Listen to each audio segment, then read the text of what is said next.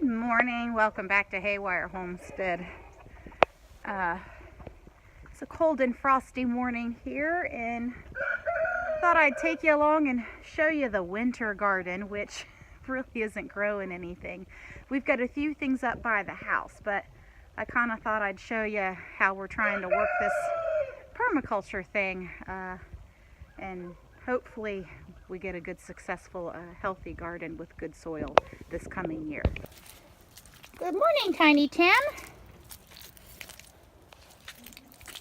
So we're gonna walk across the mud, but this section is the garden. I like having it right next to the chicken coop, so that way any vegetables that are either eaten up by bugs or going bad or anything like that, I can just toss them right over the fence and give them to the birds throughout the summer, and they're constantly getting a source of fresh food.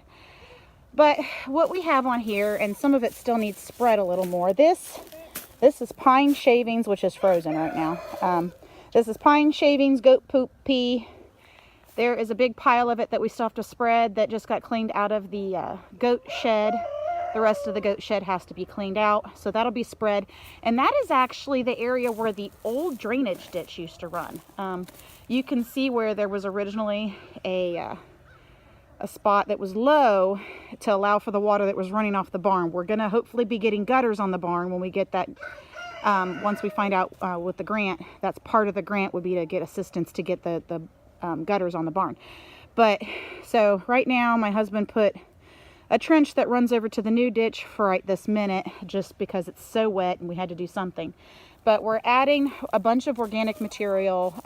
This is straw and hay and goat manure that's going to be spread out more once it warms up, and that way it can break down and slowly raise this area up. We added a whole bunch of dirt out of the new trench area to this spot.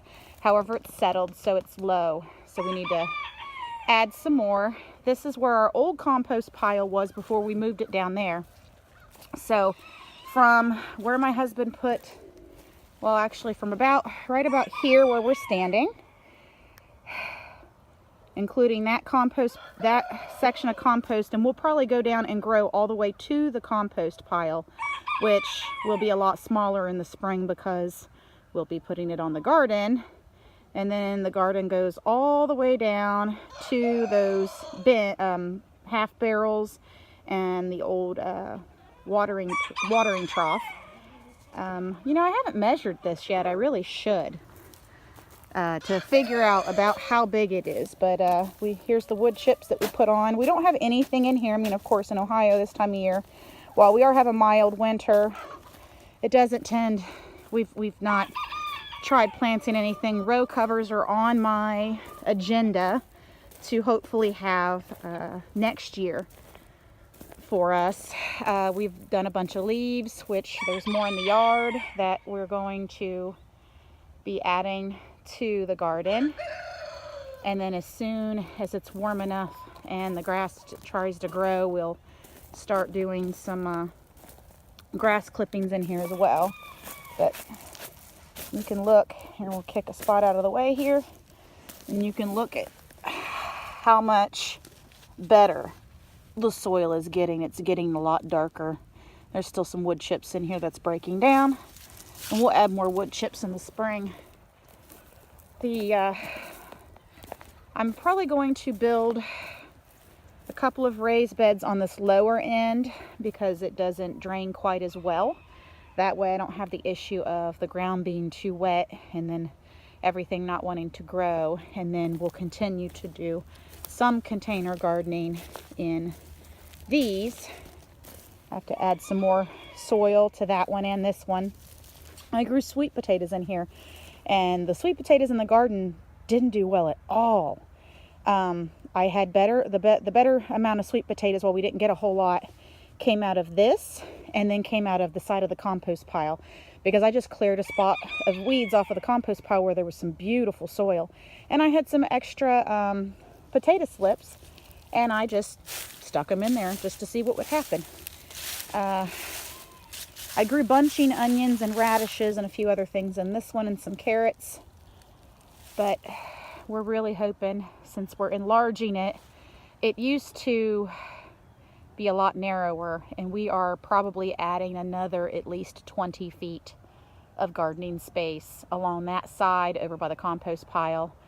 20 feet wide, and it's probably a good 50 feet long, estimating, of course. And then let's go check out the progress on how the kitchen garden is coming along. Here is what's left of the Bradford pear we had to take down.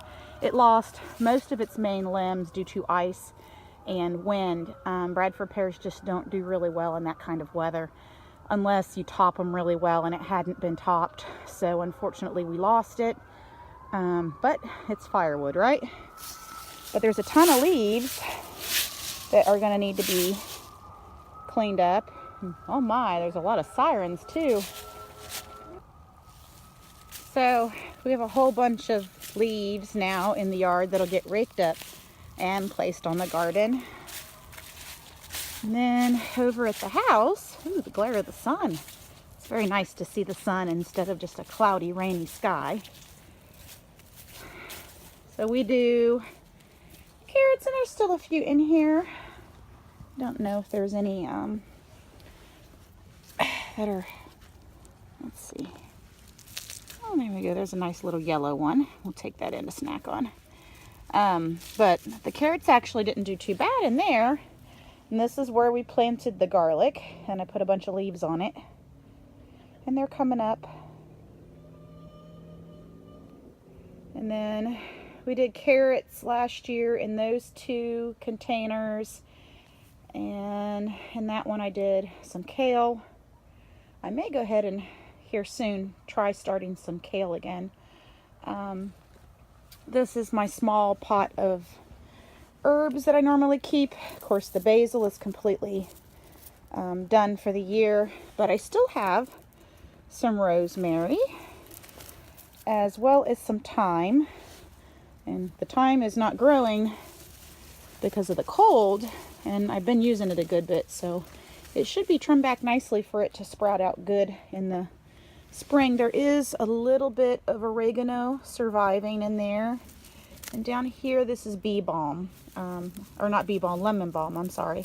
I'm kind of surprised that it's even got any growth on it, but maybe, I guess because it's been kind of warm lately, it hasn't quite killed it yet. So as I sit here on this frosty morning looking out at the farm, oh, I can't wait until it gets warm enough to start doing things. And then I remembered, it's okay, I can start doing things here even sooner, because I'm going to be able to start planting some things in stores to get them started. I'm going to be starting some kale, Swiss chard, spinach, as well as some cabbage.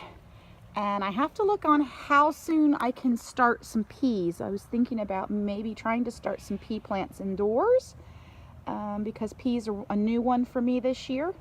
And hopefully I will be able to get those going, and we'll have some fresh peas. And then we'll get some potatoes, and we're going to start potatoes out a lot sooner. And I am going to be trying the Ruth Stout method, and I'll link in the description below what her method is.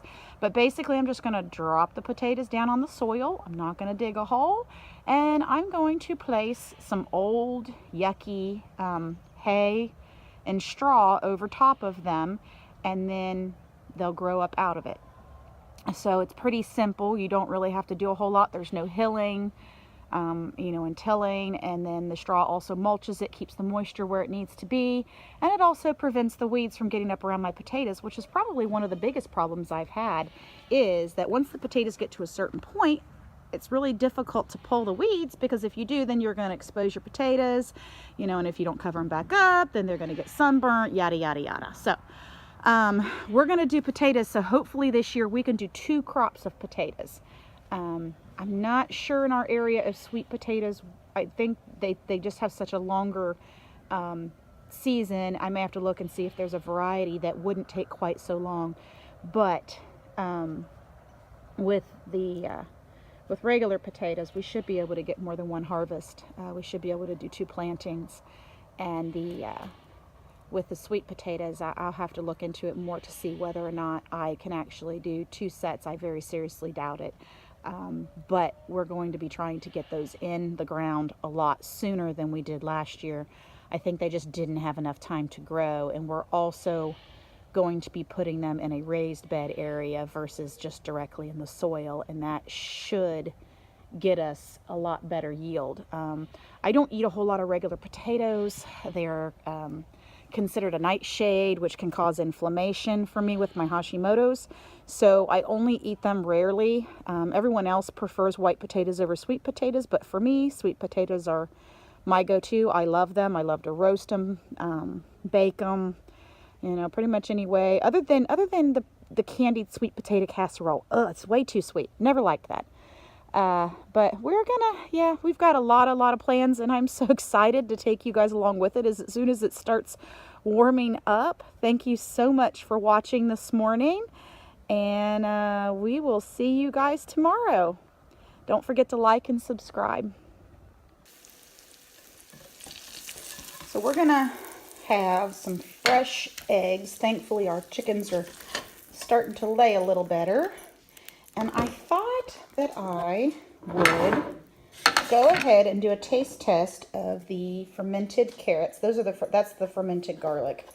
Worried that might be a little too strong by itself. I'll have to add that to maybe some salad dressing or something. So you can see the water's cloudy from the good bacteria. Let's get a fork.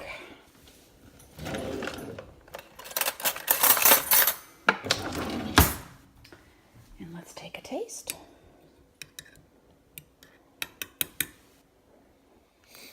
I'm still wearing my hat from outside. I gotta go up and get a shower. So let's take a taste.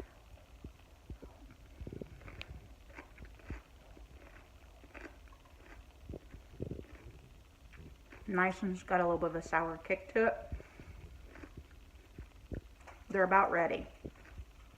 So I'd say give them another 3-4 and they'll definitely be ready. I tasted the Italian mixture the other day. Oh, it was super yummy. Really, really good. So this fermented veggie thingy, really starting to grow on me. So, all right, that's really it for today. I just thought I'd add that in since I came in to eat my breakfast, and figured you guys would like a little update on how these fermented veggies are going. Take care.